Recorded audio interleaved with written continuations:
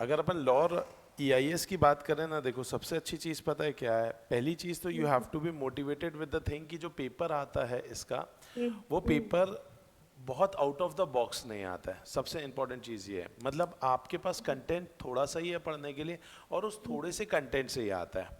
तो सबसे पहली चीज़, अगर आप क्लियर करना चाहते हैं और इनफैक्ट एग्जेम्पशन लाना चाहते हैं, मैं क्लियर मतलब एग्जेम्पशन की बात कर रहा हूँ ऑडिट और ईआईएस में, तो अगर वो चीज़ करनी है ना, तो सबसे पहले अपने माइंडसेट को आपको एकदम पॉजिटिव करना होगा। द थिंग इज दैट कि कहीं ना कहीं थोड़ी नेगेटिविटी मार्केट में है, थोड़ा सा सीनियर्स कई बार नेगेटिव कर देते हैं उस सब्जेक्ट को लेकर के, इनहेरेंट डर पैदा हो जाता है। तो आई वुड ऑलवेज से कि देखो, डरने की कोई बात नहीं। सबसे अच्छी चीज़ क्या है? एमसीक्यू दोनों ही एग्जाम में 30-30 मार्क्स के हैं। ओके, उसके अलावा कहीं ना कहीं paper pattern to some extent fixed है। मतलब आज मैं ईआईएस में बोलूं तो ईआईएस के अंतर्गत 5 ही चैप्टर है और 5 ही चैप्टर में से आपका पेपर बनने वाला है। ओके, एसएम की बात की जाए तो वो जो ईआईएस की अगर मैं बात करूं 5 चैप्टर है, इसके अंतर्गत पहले ईआईएस में अगर हम बात करें तो भाई आपके जितने भी क्वेश्चंस आएंगे वो सारे थ्योरी क्वेश्चंस आएंगे, और थ्योरी क्वेश्चंस में भी कोई भी घुमा फिरा करके नहीं आएगा। मतलब कितना भी केस स्टडी पैटर्न पे देने की कोशिश करें, लेकिन लास्ट लाइन वो जो लिखेंगे ना, वो last line will make the answer, वैसा वाला कंसेप्ट है। अच्छा, ईआईएस के अंतर्गत हेडिंग्स आपको आसानी से क्लासेस में याद हो जाते हैं, इसमें भी कोई दो मत की बात नहीं है। अब सवाल उठता है अंदर के मसाले का, तो ये अंदर के मसाले के लिए हमें बस मेहनत करनी है। मतलब आपको मेहनत भी ज्यादा चीजों की नहीं करनी है, बहुत ज्यादा चीजें दिमाग में नहीं रखनी है, सिर्फ अंदर के मसाले का, वो भी कुछ कुछ कुछ कुछ की पॉइंट्स आपको दिमाग में रखना है। अगर आपने वो भी रख लिया अच्छे से, उसके लिए आपने वर्किंग कर लिया, मैं आपको गारंटी दे रहा हूं कि आपका ईआईएस में स्कोरिंग अच्छा हो सकता है। अभी अगर मान लीजिए आप कभी भी अपने पास्ट ईयर का अगर आप कोई भी पेपर अगर आपको देखने के लिए मिले, या कोई स्टूडेंट का या कैसे भी अगर आपको पेपर देखने को मिलता है, तो आपको उसमें दिखेगा कि मार्क्स जो कटते हैं वो जनरली किस में कटते हैं? वो जनरली कटते हैं जब आपने अंदर का मटेरियल अच्छे से ना लिखा हो या अच्छे से चीज़ों को ना समझाओ, तभी हमारे मार्क्स जो है वो वहाँ पर कटते हैं। अदरवाइज हमें मार्क्स अच्छे से मिलते ही मिलते हैं। अब कोई भी चीज़ को अगर आप लिख रहे हो, देखो इस तरीके के अगर आप नोट्स बना ले, ठीक है, ये देखो आपको दिख रहे हैं यहाँ पर नोट्स मेरे। चलिए, अगर मान लो आप ये वाले जो है, जैसे ये बेनिफिट्स ऑफ बीपीए के हैं, ठीक है, मतलब ये बीपीए जो हमारा ऑटोमेटेड बिजनेस प्रोसेस है उसको लेकर के नोट्स बनाए हुए हैं। अब अगर इन नोट्स को अगर आप देखोगे ना, तो मैंने क्या किया, देखो ये ऑब्जेक्टिव ऑफ बीपीए। अब बच्चा क्या करता है, ऑब्जेक्टिव ऑफ बीपीए में याद कर लेगा CIAT, confidentiality, integrity, availability, timeliness. कहां पर जाकर के फंस जाएगा? अंदर के मैटर को लेकर के। तो भाई आज अंदर के मैटर को भी पूरा इतना अच्छे से अगर आपको नहीं भी पूरी चीजें याद नहीं करनी है, आपको सिर्फ कीवर्ड्स कुछ कुछ याद करने हैं। जैसे मैंने यहाँ पे कीवर्ड लिख दिया, ensure data to be given to the person who has right to see. Simple है, इतना चीज तो आपको लिखना होगा। अब आप क्या करेंगे, कॉन्फिडेंशियलिटी के अंतर्गत आप जब अपनी वर्डिंग में लिखते हैं तो आप लिखते हैं the BPA must keep the data confidential, that it must not get shared by any other person who is unauthorized and who cannot see the data। आप इतना जमाने भर का लिखते हो, जैसे लेमैन लैंग्वेज में लिख रहे हो। अरे चीजों को क्रिस्प लिखो, टू द पॉइंट लिखो। क्रिस्प कितना सही है कि भाई यहाँ पे ensure that data to be given to the person who has got the right to see. Simple concept है। तो आज वही चीजों को आप इलैबोरेटेड भी लिखते हैं, अपने वर्डिंग्स में लिखते हैं, तब जाकर के फंसते हैं। तो इस तरीके का आपके पास क्या होना चाहिए, आपके नोट्स या तो बने होने चाहिए, और अगर नोट्स बनाने का समय नहीं है किसी रीजन से, तो आप जो भी किताब से पढ़ रहे हैं उस किताब में आपको बस उन्हीं वर्ड्स को अंडरलाइन करना है, जो वर्ड्स आपको लगता है यार ये एग्जाम में लिखेंगे तो ये हमारे लिए एग्जामिनेशन में इंपॉर्टेंट अच्छा माना जाएगा, लगेगा कि हाँ हमने आंसर EIS का लिखा है। समझ में आ रहा है कि नहीं आ रहा है? Yes sir. यस, तो सिंपल है बेटा। EIS के अंतर्गत यू कैन बी मोटिवेटेड कि भाई पेपर, पहली चीज क्या है भाई, MCQ आने वाला है। दूसरी चीज, मैं EIS SM दोनों की बात कर रहा हूं, पहली चीज पेपर MCQ बेस्ड भी आएगा 30 मार्क्स का, वो अच्छा है। और बचा हुआ जो 70 मार्क्स है, वो 70 मार्क्स में भी कोई भी out of the box question नहीं आने वाला है। मतलब मैं आपको ये भी बोल सकता हूं कि जितनी भी MTP RTP सजेस्टेड आंसर्स और मॉड्यूल के पीछे के क्वेश्चन कर लिए, इतना भी करोगे तो तुमको उस पेपर के अंतर्गत जो सब्जेक्टिव क्वेश्चंस अगर आप करते हो, तो उस ICI के पेपर में 50% ऑफ द पेपर से ज्यादा आप घर से RTP MTP और सजेस्टेड क्वेश्चन से पढ़ के जा चुके होगे। मतलब वही क्वेश्चन रिपीटेटिव आएंगे, क्योंकि इनके पास नहीं है ज्यादा पूछने के लिए। EIS SM में आउट ऑफ द बॉक्स कुछ आता ही नहीं है, जो भी आएगा वो इन द बॉक्स ही आएगा। सबसे इंपॉर्टेंट चीज ये है। तो ज्यादा बेहतर आपको पढ़ाई का अप्रोच कैसा रखना है, ईआईएस का बहुत सिंपल है बेटा। पहली सबसे इंपॉर्टेंट चीज आपको ये देखनी है कि आपने बेसिकली ईआईएस के अंतर्गत आपके पास अच्छे से की पॉइंट्स याद हो आपको, जो उसके बाजू बाहर के होते हैं, जो जनरली अगर आपने मेरे से क्लास की हुई है तो ऑब्वियस सी बात है आपको याद होंगे ही होंगे। दूसरी चीज है अंदर का मसाला। अब अंदर के मसाले के लिए आप पूरी चीजों को अंडरलाइन करें और पूरी चीजें पढ़ें, उससे अच्छा है कुछ गिने चुने 5 से 6 शब्द आपके अंडरलाइन होने चाहिए और आपको उन्हीं को बार बार रिवाइज करना है। और revision is the key concept of getting cleared in EIS. EIS SM के अंतर्गत अगर आपको क्लियर करना है, एग्जामिशन लाना है, तो रिवीजन फाड़ करना पड़ेगा आपको। इसीलिए इसको रटन विद्या पे मत जाओ। आप ये मत सोचो कि मैं यहाँ पे किताब पे हाथ रखूंगा और ऊपर बोलूंगा हो जाएगा। नो, आप जितना ज्यादा रिवाइज कर सको, आप जितना रिवाइज करोगे ना आपको उतना मजा आने वाला है। तो आपका कॉन्फिडेंस तभी जाके बढ़ेगा। तो जितना रिवाइज करेंगे ना उतना कॉन्फिडेंस बढ़ेगा। आपको बस लैंग्वेज जो लिखनी है वो लेमैन नहीं लिखनी है। जो भी आप लैंग्वेज लिखेंगे वो लैंग्वेज आपको टू द पॉइंट और क्रिस्प लिखनी है और टू द पॉइंट लिखनी है। जो वो पूछा जा रहा है वही चीज आपको लिखनी होगी। Okay sir. समझ में आ रहा है पक्का? तो ये सबसे इंपॉर्टेंट चीज है। आज आप देखो, आज एसेट वाला पॉइंट अपन ने पढ़ा था कि भाई देखिए एसेट क्या होती है, बीपीए में अपन ने पढ़ा था। अभी देखो यहाँ पे अपन को 4 ही पॉइंट लिखने हैं। Recognise to be the value in the organisation, ठीक है, नॉट इजीली रिप्लेसेबल वाला पॉइंट, कॉर्पोरेट की आइडेंटिटी, और 3 तरीके से उसको क्लासिफाई करते हैं। आज आपको इतना याद करने में कितना समय जाएगा? अब ये चीजें पॉइंट वाइज अगर आपने लिख दी हैं और आपको दिमाग में अच्छे से पता है यार ये की पॉइंट है, आपको तुरंत चीजें स्ट्राइक करती है। अब आप उसी में ही इंफॉर्मेशन ओवरलोडेड जाओगे और कंसेप्चुअली अपनी लैंग्वेज में लिखोगे। Conceptually you might be correct, but अपनी लैंग्वेज में लिखोगे तो वहां पर आईसीआई का जो चेकर है वो उसे रॉन्ग कर देगा। That is very important. तो ये चीज आप अपने दिमाग में जरूर रखें, ठीक है, कि भाई पहला माइंडसेट दैट ईआईएसएसएम इज इजी, उसमें कोई डाउट नहीं है। पढ़ाने में और पढ़ने में भी ज्यादा समय नहीं लगता। तुम्हारी टैक्स की क्लास देखो, एडवांस अकाउंट्स की क्लास देखो, हर दिन 2-2 घंटा भी पढ़ोगे तो भी नहीं पता 60, 70, 80 लेक्चर चले आते हैं। Yes sir. लेकिन ईआईएसएसएम में ऐसा नहीं होगा, ऑब्वियस सी बात है। तो ईआईएसएसएम के अंतर्गत आपको इतना पढ़ना नहीं पड़ता है। तो मेन चीज यही है, तुम एडवांस में सोचते हो हम 90 ले आएंगे, जहां पे इतनी मेहनत वैसी क्लास में भी चल रही है, खुद को भी करनी पड़ेगी, और वहां पर आप बोलते हो हम 80-90 लाएंगे। और ईआईएसएसएम जहां पे मेहनत ही कम है वहां पे आप मेहनत और नहीं करते हो और फिर बोलते हो मार्क्स नहीं आते। तो एक तो जो चीज ज्यादा है उसमें ज्यादा मेहनत कर रहे हो तो उसका आउटपुट भी तो ज्यादा मिलेगा। ईआईएसएसएम में तो मेहनत ही नहीं कर रहे हो। आप जितना एडवांस के अंतर्गत क्वेश्चन बनाते होगे, कि आपने ईआईएस के अंदर क्वेश्चंस बनाए क्या कभी? बोलो यस और no.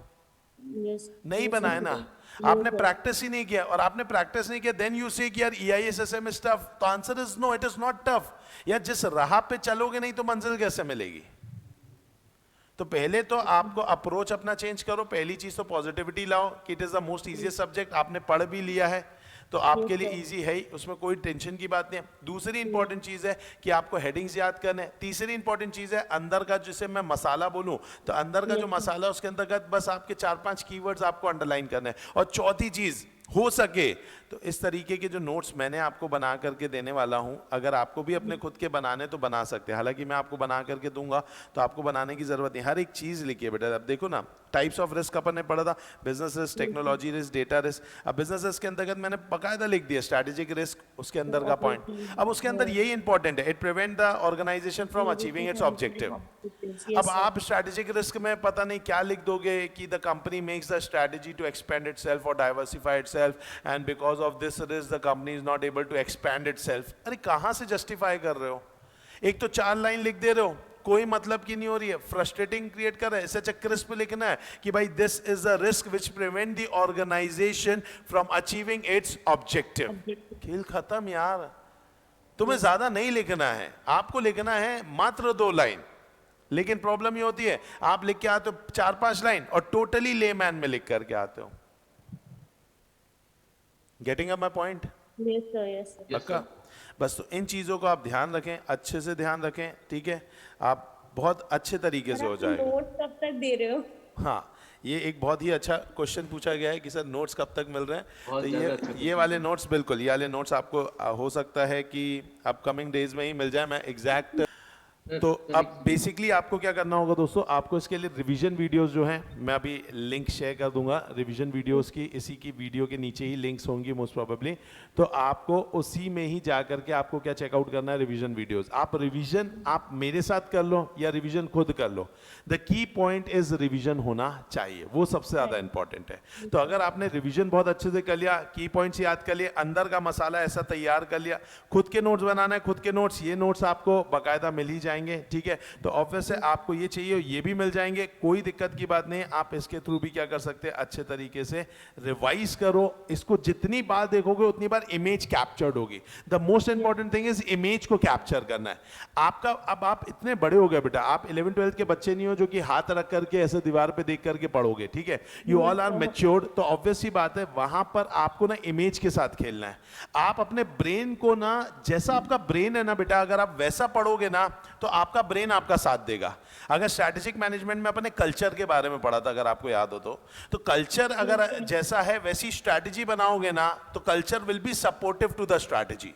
Same is the concept over here also. अगर आपका जैसा ब्रेन है, अगर आप वैसी ही पढ़ाई करोगे तो brain will always support your पढ़ाई। अब आप एकदम टू द एकदम अपोजिट एंड पे जाओगे ब्रेन के, तो शायद वो आपको सपोर्ट नहीं कर पाएगा। आपका ब्रेन पता है किस चीज में स्ट्रांग है, वो इमेज कैप्चरिंग में स्ट्रांग है। किस में स्ट्रांग है बोलो, इमेज कैप्चरिंग में। समझ में आ रहा है। हो सकता है आप किसी से, आज आप अगर बात की जाए बेटा, आज मैं अपनी बात करूं, ठीक है, तो it has been long time जब से मैं पढ़ा रहा हूं। ऑनेस्टली स्पीकिंग कई बार ऐसा हो जाता है कि किसी बच्चे को मैंने 2014 में पढ़ाया होगा, 2015 में पढ़ाया होगा, जो मेरा लगभग तब का फर्स्ट बैच सेकंड बैच था।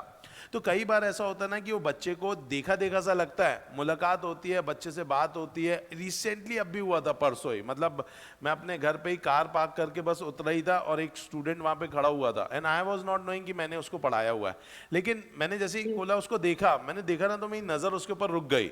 फिर वो मेरे पास आया, बोले अरे भैया कैसे हैं आप, क्योंकि उस समय मैंने उसको पढ़ाया होगा। तो फिर he started asking about CA final and all that. तो कहीं ना कहीं मैं आपको क्या बता रहा हूँ कि भाई ऑब्वियस है कि बच्चे को अगर मैंने मतलब 2014 में पढ़ाया था, मेरे को लिटरली उसका नाम नहीं पता था और मैं नाम भी नहीं पूछ पाया, बट मेरे को क्या याद था, उसका चेहरा। तो भाई जैसे ही मेरा को चेहरा आइडेंटिफाई हुआ, मैंने कहीं देखा हुआ है, वैसे ही मेरी नजर उसके ऊपर रुकी।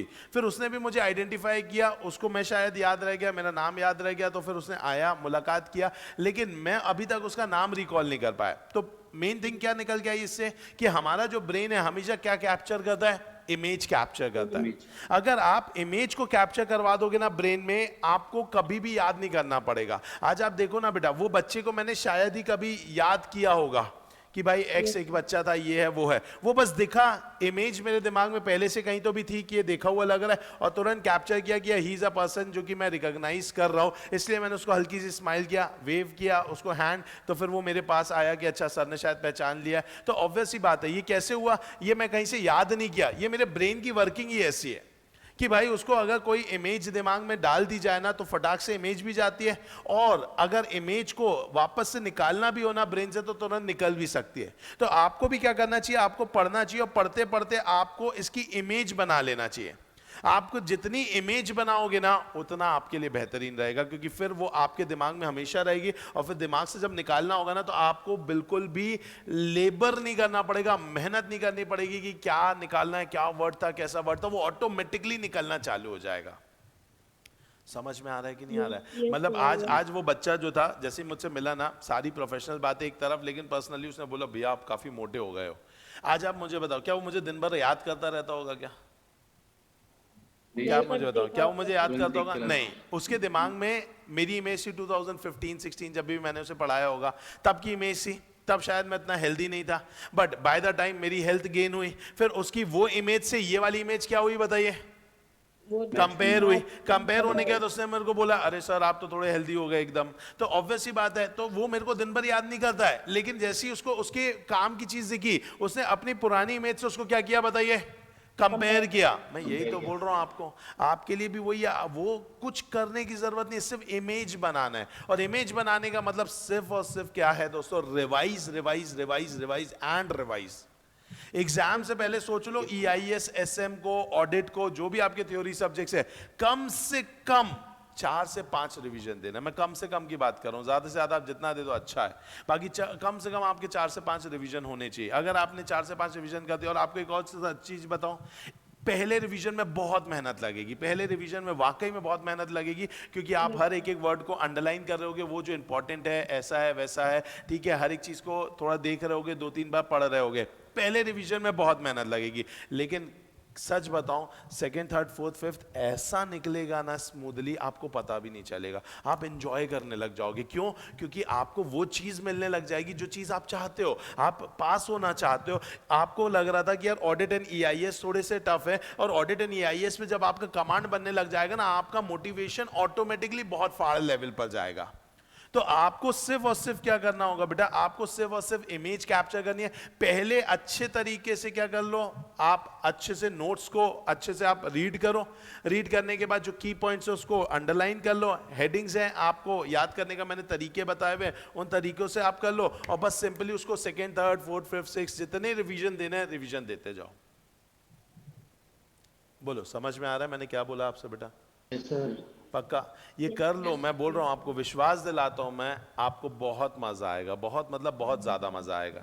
और आगे जाकर के मेरा कमिटमेंट है आपके प्रति, और साथ ही साथ क्योंकि ये वीडियो यूट्यूब पे भी जाएगा, तो यूट्यूब लाइव में भी मैं आऊंगा, और यूट्यूब लाइव में भी मैं ये सारी चीज़ों को अच्छे से रिवाइज कराऊंगा, तो कोई भी दिक्कत नहीं जाएगी। मैं आपको पूरा अभी अप्रैल मंथ से ही स्टार्ट करा दूंगा, तो वो सारी चीज़ें बहुत स्मूथन अप हो जाएंगी आपके लिए, तो कोई भी प्रॉब्लम नहीं जाएगी।